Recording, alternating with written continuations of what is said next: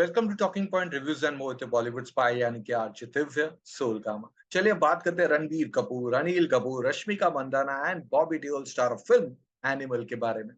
अब family based dramas की बात करेंगे तो right from the black and white era हमने कई फिल्में देखी जिसमें मैक्सिमम फिल्में इमोशनल ड्रामा टाइप की हुआ करती थी।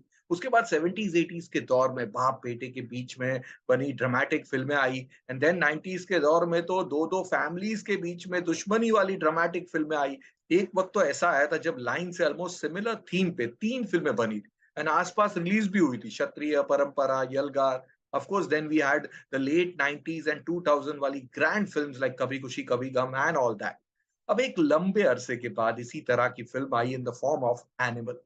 बट यहाँ पे फैमिली ड्रामा के साथ साथ फादर सन ट्रॉमा भी है, along with mental and physical violence attached to it. Not to forget, it's been made by the director of Kabir Singh and trailer के बनते one does expect double dose of Kabir Singh. तो चलिए जानते हैं कि क्या animal अपने दमदार ट्रेलर को जस्टिफाई कर पाएगी या might be among those film जहां पर फिल्म में जो बेस्ट स्टफ होता है ना वो सिर्फ और सिर्फ ट्रेलर में दिखाई देता है और फिल्म में कुछ खास होता नहीं है। अब एनिमल फिल्म की कहानी एक बहुत बड़े इंडस्ट्रियलिस्ट बलबीर सिंह यानी कि अनिल कपूर की। उनका बिजनेस एम्पायर इतना बड़ा है कि बलबीर के पास अपने बेटे रणविजय यानी कि रणबीर कपूर के लिए कभी टाइम नहीं होता है।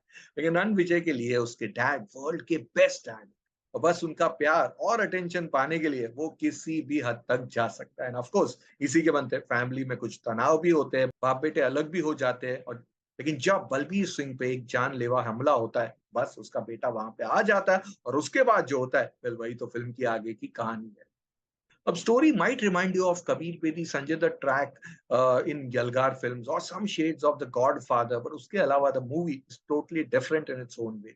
फिल्म का फर्स्ट हाफ मैं कहूंगा माइंड ब्लोइंग है। Length wise it might be 1 hour 40 minutes के आसपास, बट ट्रस्ट मी फिल्म के फर्स्ट हाफ में आप एक भी सेकंड ब्लिंक नहीं कर सकते हो।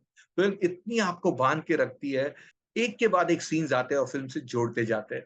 रणबीर का childhood track, then his entry scene, his entire talks with Rashmika over alpha male, Ranbir and उनके जीजा जी यानी कि सिद्धांत कर्णिक के बीच का tiff, followed by his issue with Anil Kapoor, then the teenage track related to his sister and the college drama, Anil firing Ranbir or Ranbir meeting Anil in hospital, Ranbir's speech to his co-workers, Ranbir seeking help from his pinned in Punjab, and then the pre-interval action sequence with guns, axe, grand machine guns, baap re baap. This entire track na itself is one of the biggest highlight of the film.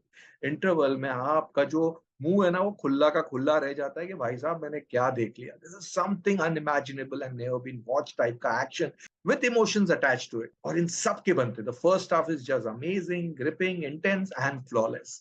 हाँ, रश्मिका के कुछ dialogues कई जगहों पे समझ में नहीं आते हैं, यस एक दो सेक्सिस्ट कमेंट भी है, बट उसके अलावा it's like 5 out of 5 first half of this film. But इसी के बंदे आपके एक्सपेक्टेशंस भी हाई हो जाते हैं एंड डज सेकंड हाफ थोड़ा सा डिप डाउन हो जाता है due to some side tracks. Then there are some disturbing scenes between Ranbir and Rashmika, domestic violence, sexual talks, male toxicity, ये सब यहाँ पर है जो कि थोड़ा सा ज्यादा भी हो जाते हैं। Yes could have been trim down, but then film के हिसाब से देखे तो भाई ये एक एनिमल टाइप के इंसान की कहानी है और ऐसा फ्लॉड कैरेक्टर ही ये सब कर सकता है। But yes the drama part थोड़ा सा ज्यादा बढ़ जाता है until the arrival of Bobby Deol, जिसका मैडनेस तो रणबीर कपूर से भी डबल है। इनके साथ साथ रणबीर का पूरा एनिमल फेज वाला एक ट्रैक है, वो आप देखोगे तो कुछ अलग ही है। और इस talks with doctors and in church are hilarious, leading to his and Bobby's fight which is super, fist fight है पूरी, मारा मारी, एंड देन अनिल कपूर रणबीर कपूर का dramatic scene followed by the end credit और से पोस्ट एंड क्रेडिट वाला scene which is like 10 times madness of Animal. काश यही ट्रैक फिल्म में भी होता तो बाप रे बाप ये फिल्म अलग ही लेवल की बन जाती। अब बॉबी के सीन्स थोड़े और होने चाहिए थे और एक्शन भी सेकेंड हाफ में थोड़ा सा कम हो जाता है, थोड़ा और होना चाहिए था। But all said and done, film में हर मिनट कुछ ना कुछ हो रहा है। It's worthy every minute as there is lots of content and yes 3 hours 20 minutes का जो ड्यूरेशन है ना स्पेशली फर्स्ट हाफ में बिल्कुल भी लगता ही नहीं। You will be hook to the screen in the entire film. The post end credit scene के बाद तो ऐसा लगेगा कि यार ये अगर फिल्म में होता तो फिल्म अगर और लंबी भी होती ना तो भी किसी को कोई प्रॉब्लम नहीं आता, पूरे 3 घंटा 21 मिनट वैसा वसूल हो जाता। Thus for me duration is justified as movie has lot to offer. Editing की बात करेंगे तो कई जगह पे क्रिस्प है, हाँ एक आध जगह पे थोड़ा सडन जंप दिखता है, बट उसके अलावा कमाल का है। अब म्यूजिक की बात करेंगे तो हुआ में is a foot tapping song, visual treat भी है। पापा मेरी जान का जो चाइल्ड वर्जन है वो तो फिल्म में आता है और बहुत ही इमोशनल भी है in terms of its audio. काश सोनू निगम वाला वर्जन होता ना, वो भी फुल लेंथ में, तो मजा और डबल हो जाता। अर्जन वेले, oh my God, this song और उसका placement of top notch and one of the best part of the film. क्या इमोशंस हाई हो जाते हैं यार, रोंगटे खड़े हो जाते हैं। सतरंगा इज स्वीट सॉन्ग, सारी दुनिया जला देंगे is also a great song. वहीं बैकग्राउंड म्यूजिक की बात करें तो परफेक्ट है as per the mood and the tracks of the film. अब डायरेक्शन की बात करेंगे तो एज पीपल से संदीप रेड्डी वैंग।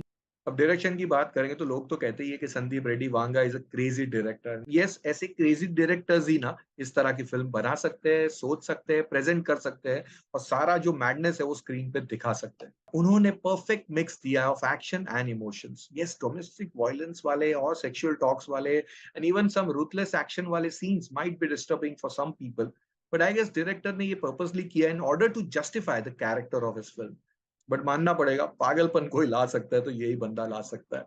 अब परफॉर्मेंसेस की बात करेंगे तो hands down it's a Ranbir Kapoor show all throughout and he is awesome, mind blowing, amazing, superb, fantastic to another level. It's his career's best performance and I doubt कोई और actor क्या वो खुद भी इसे सरपास नहीं कर पाएंगे काफी वक्त तक।